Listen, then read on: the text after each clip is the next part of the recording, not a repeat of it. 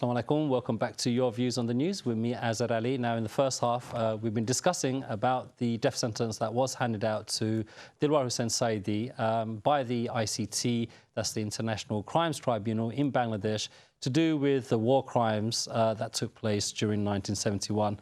As we've heard from various callers, it's not really going to make the situation any better because, as my guests pointed out in the studio, this court is anything but independent and international in recognition. And I just want to quote something from the International Commission of Jurists, who've said that the death sentence handed down by the International Crimes Tribunal today against Dilwar Hussain Saidi violates international standards of due process and fair trial, and if carried out, will violate his right to life. What are your views? Do call us and tell us what you think. I believe this Rahmani is on the phone right now. Hello, assalamu alaikum. Wa alaikum salam. Have I got your name right, first of all, sister? Yes, I'm Mrs. Rahman. Oh, okay, Mrs. Rahman. Thank you for your call. So what do you make of... Let me introduce myself. I originally come from West Pakistan and my husband came from Bangladesh, which was East Pakistan at that time when I married. Okay. And when Mujibur Rahman started, I was pro-Bangladesh and he was pro-Pakistan. So we used to have an argument about this thing. Okay. But then who will take Mukti Bahini to the trials? The atrocities they did, I have got whole records what they did to the non-Pakistanis or Biharis. Karnafuli River was red with the blood of the non-Bengalis. The raping of the non-Bengali women, I have got the full record. And then there was a Major Jalil who was a frequent guest in our house. He was the first one who took stand against India for looting Bangladesh. Right. So who will take this Mukti Bahini to the court to do all these injustices? That's a very good question, Mrs. Rahman. And we will entertain that discussion. But can I ask you a question? Yourself, you said, you're from West Pakistan, your husband from what was known as East Pakistan, Bangladesh. In your household, I mean, how has this whole process... In our household, this Ajmal knows me. I think he has met me once.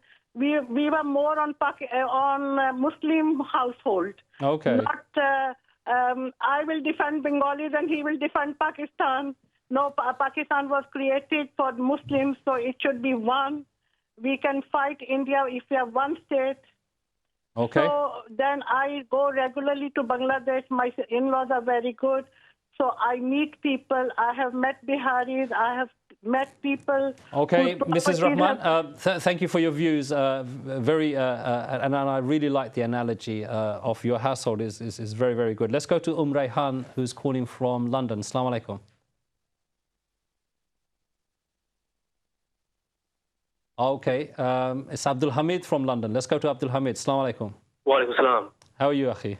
Yes, alhamdulillah. How are you? Alhamdulillah. First of all, what do you make of this sentence? It's laughable, if I'm honest. I mean, if you look at what's been happening over the last 2 years, since 2010, when these trials initially started, and you actually look at the background to these trials. I mean, there was a very interesting article by an English barrister by the name of John Kamei, who produced a very detailed and very interesting article called Bangladesh War Crimes Tribunal Reconciliation or Revenge. And interestingly, he was actually one of the lead lawyers who was working on Dilwar Hussain Saidi's case. But the article itself raises some very interesting issues about the ICT and the legal aspects of it, and just purely from a legality point of view, it's just completely laughable. Sure. I mean, just to kind of highlight some of the legal issues with the actual tribunal itself. The power has come from the ICT Act 1973, And if you look at that in a bit more detail, which I would encourage all of our listeners to do, because at the end of the day, I think it's important that the viewers of this show and people who have a genuine interest in what's going on in Bangladesh actually understand the background to the ICT. Abdul Hamid, with that, because we don't really have that much time, but can I just ask you to first tell me, in terms of, and I think you've highlighted a very important part, that the due process is problematic, and our guest in the studio has mentioned that. But can I ask you this question? In going forward, do you think the country is better off through this International Crimes Tribunal, or do you think the country is going to actually be in severe trouble in the future? Well, I think it's completely worse off. First of all, the country has done itself no justice whatsoever in setting up this kangaroo court, and Ajmal Bhai has raised a very pertinent point there, because that's exactly what it is. Right. It's received no international recognition whatsoever. Ajmal Bhai made the point about it being referred to as an international court. It has no international jurisdiction whatsoever, and many commentators have made that point. Okay. It is very much a domestic court with very limited jurisdiction. Okay. And I think, people need to really understand and identify the flaws of this tribunal and the act which actually brings this tribunal in process. Okay. Abdul Hamid, Jazakallah khair for your call. We can actually now go to Rayhan, who we lost earlier. Assalamu alaikum, Rayhan from London. Wa alaikum salam. Thank you for joining us, sister, this evening. So your views on what's taking place in Bangladesh? First of all, I want to say that I don't really want to speak from a political agenda, and I'm not a patriarch of Bangladesh. But I take great pride in being a Muslim Bangladeshi, and this is why I've called in. Okay. And what do you make of what's happening now in Bangladesh? How do you feel? I feel in many ways. But firstly, what I want to say is, death penalty. We speak about the death penalty, like we utter these words in it just comes out so easily. We just say, let's do a death penalty, as though it's something that just happens. And we say it so casually, like as though death is nothing. And for me, it hurts me so much. Regardless of what somebody's done, of course, punishment is there, and there should be punishment. There should be severe punishment for severe acts, and criminals should be punished. But when we just go around and we say death penalty, I think we don't realize the consequences, and of course there will be serious consequences in Bangladesh. When we look at it, I mean, one of the things that I do want to point out is actually a question, is the judiciary system in Bangladesh, is it even concrete enough to pass this death penalty first? Okay. And if it is, how has it been authorized? Because I don't agree with it, and I don't agree that it's been done in a legitimate way. I shall ask my guest that. Jazakallah khair, sister, for your call. And before I come to my guest, let me just take one more caller, inshallah. Shaukat from Manchester. Hello, assalamu alaikum, Shaukat. Shaukat? Hello, assalamu alaikum. Wa alaikum assalam. You're on air. Your views, please. Yeah, I'd like to say one thing for certain, like most Bangladeshis, I agree that this ICT is a kangaroo court, and plus this Prime Minister Sheikh Hasina, she's hell-bent. She's not interested in finding justice for the victims of 71 crimes being committed. Only she's hell-bent on interested in finding out who her father and who murdered her, who assassinated her father and her family, their brothers and sisters. That's what she's interested in, and these people who were on trial, or a few that have been sentenced, are the ones who stood up against and spoke against her father's and her brother's criminality. Right. And that's what she's bent on getting at. Okay, Shaukat, Jazakallah khair for your call. And I mean, so you can hear some of the views there. I think in terms of the judiciary or the courts having legitimacy to issue this, I suppose it does, because it's been enacted in Parliament. The question perhaps that many people would ask is, was the process itself fair? Look, Hitler was elected democratically, and his action against the Jews were sanctioned by his parliament. That doesn't make his action, the Holocaust, right, does it? It's heinous, is criminal. Just because it's been acted through, has been taken through the systems within Bangladeshi parliament, it doesn't make the action or the legislation legitimate. I do not recognize, to start off with, Bangladesh having the International Crimes Tribunal of this nature being set up and trying people of war with the allegation of war crimes. I would rather hand them over to The Hague for a fair, independent trial without political interference. I would like anyone who is found of such crime to be put to proper punishment and through the due process. I support that all the way. But what I don't support is what Bangladeshi government is doing currently. I want to say something even more profound to you than I've said so far, I believe. I'm a Muslim. There are some Bangladeshis, especially those who are claiming that they are the ones who are true Bengalis or Bangladeshis. They're saying they're Bengali first, and if they're questioned, then they're Muslims. You know, Azad, it's sickening it's so sickening that in Bangladesh, nationalistic fervor is so embedded. And yet in Islam, nationalism is haram. Do you know the constitution of Bangladesh is based on 4 principles? Nationalism, secularism, socialism and democracy. Now that's a kitchery of its own, isn't it? It's a mixture of everything. You can't have all 4 almost diametrically opposite ideological philosophies combined together to create a state. I'm calling for a pluralistic constitutional democracy in which everyone has a fair right, fair share, rule of law prevails, citizens have dignity, all political parties have the right to participate in the election, but that's not what the government of Bangladesh want. Do you know why? Because majority of the parliamentarians who are in parliament, they're crooks.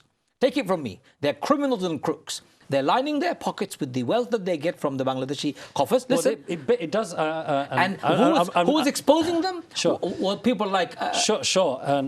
But the question then comes, if these people are obviously crooks, as you mentioned, then how come so many of them get re-elected? That's one irony that I never understand. It's the typical disease Bangladeshis and Pakistanis suffer. The Bangladeshi National Party, BNP, Awami League, these guys constantly come back to power. I don't know what's wrong with the Bangladeshis.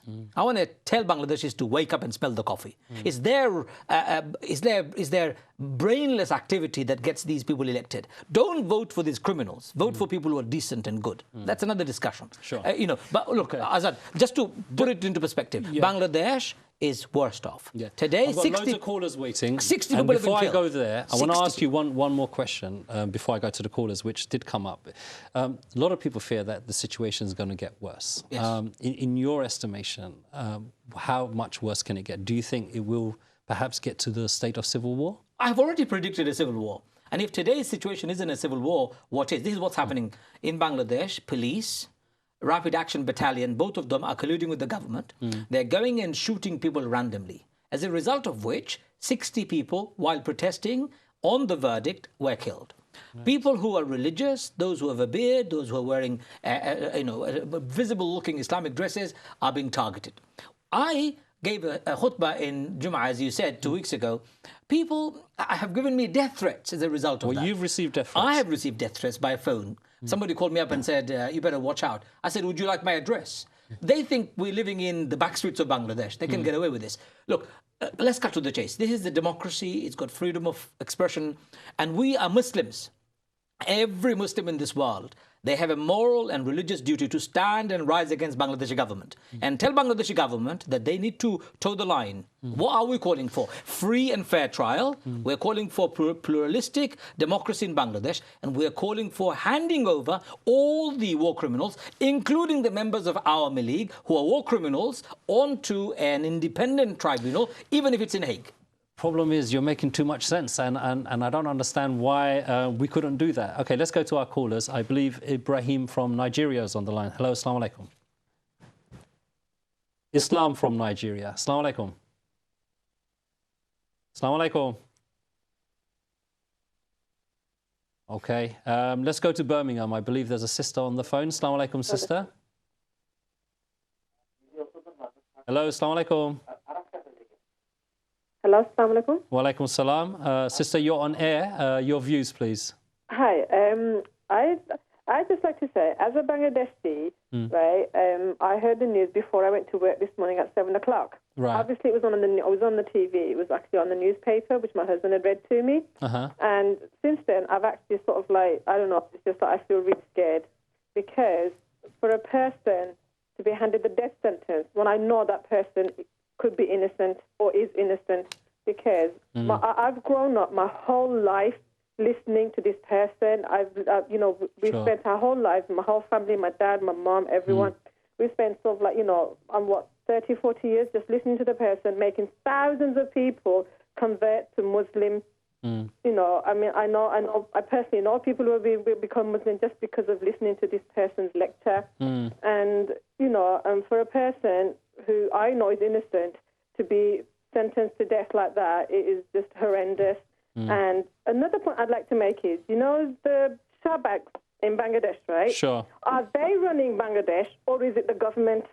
Because very good question. Got on their foreheads, they've got 4-year-old children, 5-year-old children, all saying death penalty, death penalty. Do those children know what the death penalty is? It's disgusting. Do they understand what the death penalty is? Absolutely. Because and my 2-year-old son, right, as soon as he sees Sheikh Hasina on the screen, he says shaitan.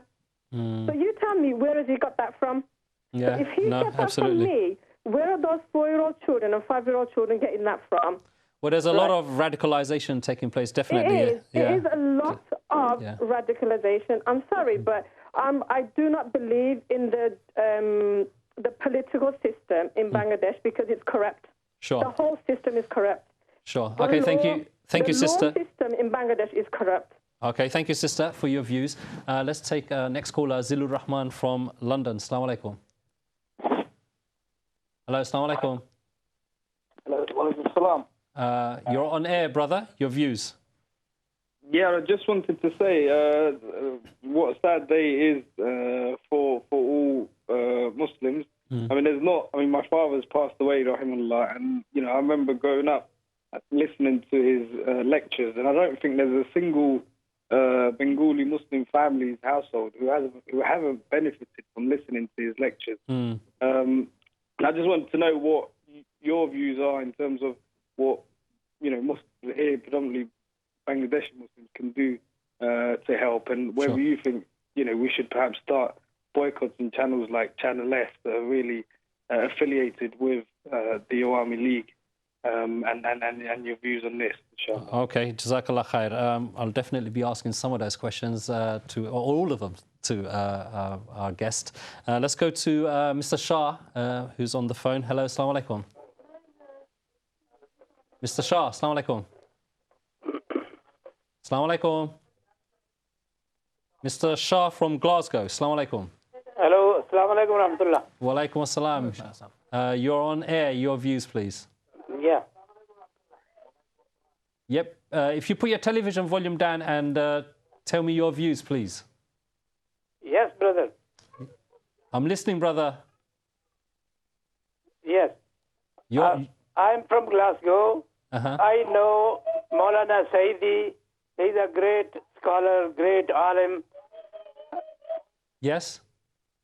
He's a great alim, and the death punishment decided by Bangladesh government is condemned by everyone.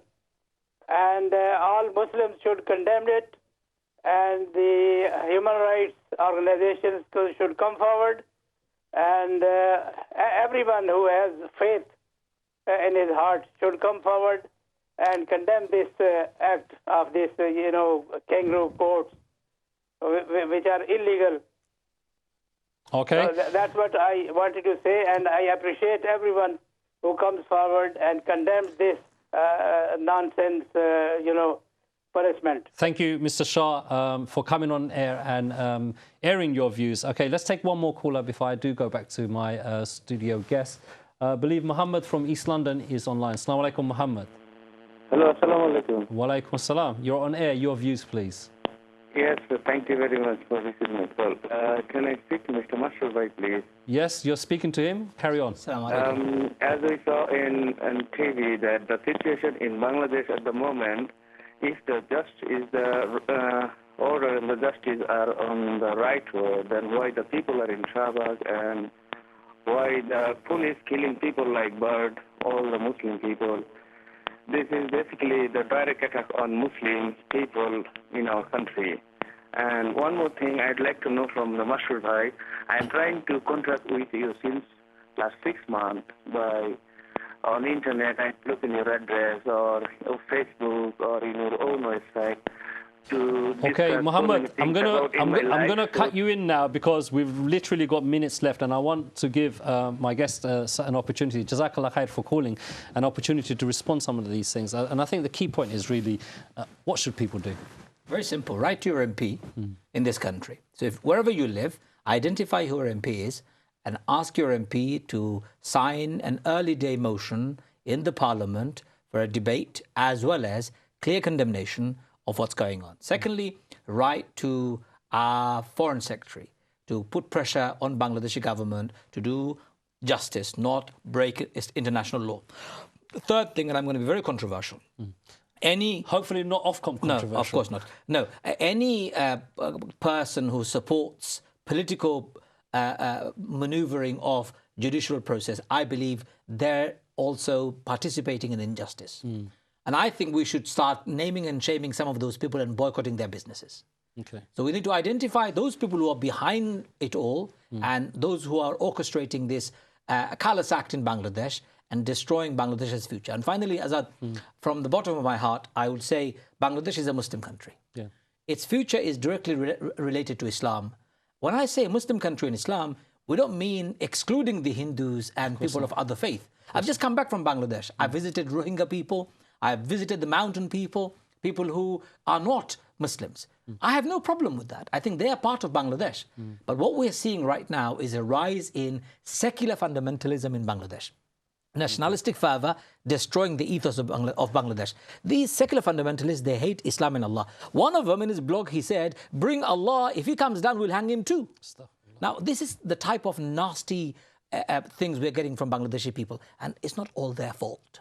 Bangladeshi political parties, including Jamaat Islami, did not focus on, in my view, what we call mass education of Bangladesh, bringing those people back to Islam and teaching them about the faith. So Bangladeshis don't know much about Islam, they're confused. So Bangladesh's future is directly related to Islam, and we need to lobby our government here for democracy and freedom back in Bangladesh. Jazakallah khair, Brother Ajmal Masroor, and apologies I had to hurry you a little bit. Well, we haven't got much more time. I think, you know, one of the things that both sisters that called today said, which is about this dehumanization that is taking place in Bangladesh, is very, very dangerous. We should fight for human rights, we should fight for justice, but we should not dehumanize people because it makes the act of callous acts much easier, and we shouldn't do that. Texted me, Azad. How do they get to see the khutbah? The khutbah is on YouTube. Anyway, I have to go. Assalamu alaikum.